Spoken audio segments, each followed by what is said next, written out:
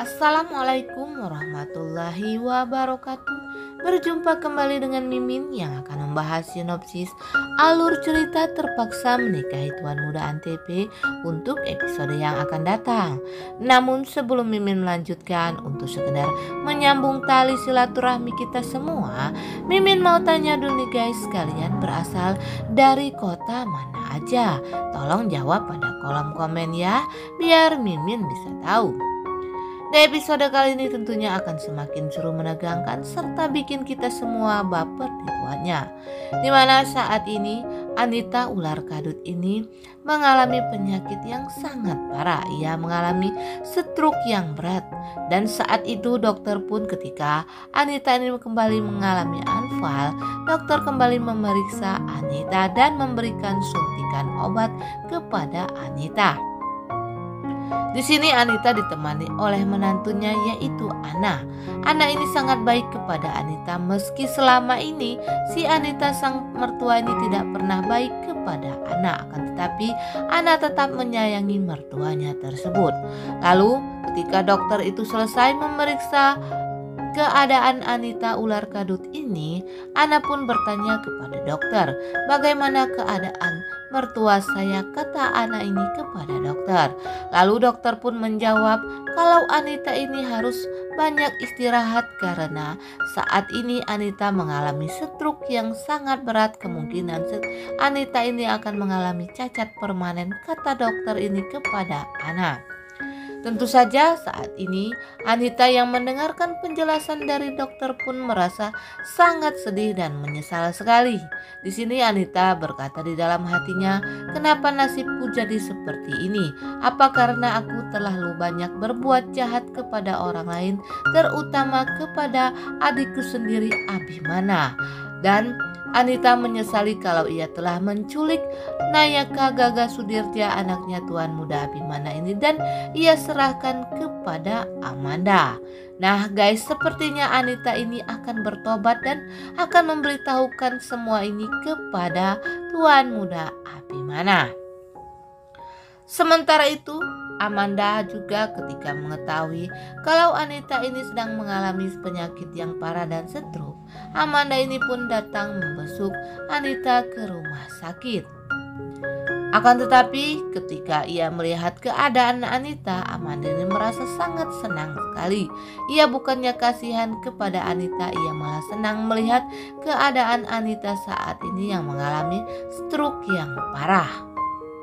Tentu saja saat Amanda ini datang membesuk, Anita juga menyesali perbuatannya, telah berbuat baik dan berkongsian dengan si Amanda untuk menghancurkan adiknya sendiri. Padahal saat ini ketika ia dirawat, hanya Tuan Muda Abimana lah yang mengurusi keadaan dirinya.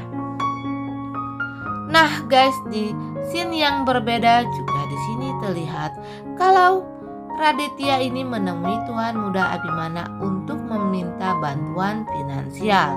Akan tetapi rupanya Tuan Muda Abimana ini tidak peduli dengan Raditya. Ia tidak mau membantu Raditya dan mengatakan kepada Raditya, "Itu adalah urusan kamu sendiri dan saya tidak mau ikut campur dalam urusanmu," kata Tuan Muda Abimana ini kepada Raditya. Tentu saja para debt collector yang ingin menagih hutang-hutangnya Raditya ini sangat marah sekali kepada Raditya. Mereka akan mencelakai Raditya. Nah lo guys, Raditya, tahu rasa kamu sekarang karena kamu saat ini sangat jahat sekali nih guys ya. Ia ingin menghancurkan Tuan Muda Abimana yang tidak mempunyai salah apapun kepada dirinya.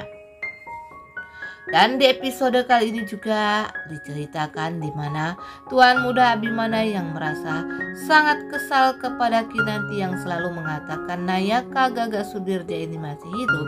Ia pun berniat untuk mengadakan acara pemakaman Nayaka Gaga Sudirja. Tuan Muda Abimana lalu menghubungi sang mertua yaitu Om Herman untuk datang pada acara pemakamannya Nayaka Gaga Sudirja. Tentu saja Om Herman tidak bisa menolak permintaan sang menantu tersebut. Begitu juga dengan anggota keluarga yang lain. Tuan Muda Abimana beritahukan niatnya kalau ia akan mengadakan acara pemakamannya Nayaka Gaga Sudirja. Akan tetapi setelah Kinanti mengetahui niatnya Tuan Muda Abimana ini, Kinanti merasa sangat sedih sekali. Ia menentang niat Tuan Muda Abimana Gaga Sudirja ini masih hidup, kata Kinanti. Akan tetapi Tuan Muda Abimana yang tidak mau melihat kalau Kinanti ini selalu menghayal akan anaknya masih hidup, ia akan tetap mengadakan acara pemakaman tersebut. Nah guys, keesokan harinya acara pemakaman Nayaka Gaga Sudirja pun dilaksanakan. Tetapi di sini Mimin yang agak heran di mana jenazah Nayaka Gaga Sudirja. Kenapa Tuan Muda Abimana mengadakan pemakaman ini sedangkan jenazahnya tidak ada? Ini yang agak gila Tuan Muda Abimana, apa Kinanti ya guys ya? Tentu saja di sini mana ada jenazahnya, kenapa Tuan Muda Abimana memakamkannya? Setelah itu acara pun dilaksanakan, di mana saat ini telah hadir seluruh anggota keluarga Sudirja dan juga Om Herman ikut hadir dalam acara tersebut yang diundang oleh Tuan Muda Abimana. Akan tetapi di sini Kinanti tidak terlihat ikut dalam acara pemakaman tersebut karena Kinanti menentang Tuan Muda Abimana yang mengadakan acara pemakaman Nayaka Gaga Sudirja, di mana saat ini Kinanti merasa sangat yakin kalau Nayaka Gaga Sudirja ini masih hidup. Ketika para keluarga yang lain pergi, lalu Kinanti pun datang ke kuburannya Nayaka Gaga Sudirja. Di sini Kinanti tidak bisa menahan tangisannya karena ia merasa sedih sekali. Semua orang telah menganggap anaknya ini sudah meninggal. Padahal di sini Kinanti sangat yakin kalau Nayaka Gaga Sudirja ini masih hidup. Kinanti pun niat untuk kembali mencari Nayaka Gaga Sudirja dan ia akan membuktikan keyakinannya sebagai seorang ibu atau naluri seorang ibu tidak akan pernah salah jika anaknya ini masih hidup. Nah guys, Mimin kira cukup sampai di sini dulu. Apabila ada kekurangan dan kesalahan kata dari Mimin mohon maaf. Untuk kalian yang baru menemukan channel ini, jangan lupa tekan tombol subscribe dan nyalakan lonceng notifikasinya agar kalian tidak ketinggalan info terbaru dari Mimin tentang sinetron kesayangan kita ini. Mimin pun mohon doa dan dukungan dari pemirsa sekalian supaya rating kita ini dapat naik sekali lagi dan sinetronnya dapat diperpanjang lagi. Akhir kalam, Mimin pun ucapkan wassalamualaikum warahmatullahi wabarakatuh.